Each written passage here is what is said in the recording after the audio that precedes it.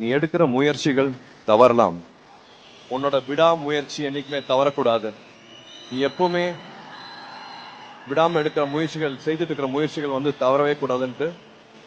ஒரு வாட்டி ஜெயிச்சிட்டோம்னா வந்து விடாமுயற்சி ஜெயிச்சிட்டான் அப்படின்னு சொல்லுவாங்க. நிறைய வீணா போன முயற்சிகள் தான் ஒண்ணு சேர்ந்து அது விடாமுயற்சியா இருக்கும். ஸோ அது உங்களுக்கும் நான் சொல்லிக்கிறேன், விடாமுயற்சிகளை என்னைக்குமே விட்டுறாதீங்க. வாழ்க்கையில வந்து எல்லாமே சந்தோஷமா இருந்தா என்ன அதாவது வாழ்க்கையே கிடையாது. அது கஷ்டங்க இருந்தா தானே வாழ்க்கை.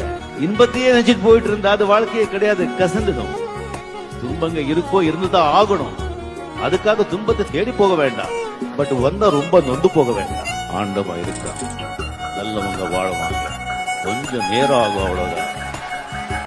பிறக்கும் போதே நம்ம எல்லாத்தையும் கத்துக்கிட்டா பிறந்தோம். காலப்போக்கில் ஒன்னொன்னா கத்துக்க வேண்டியதா.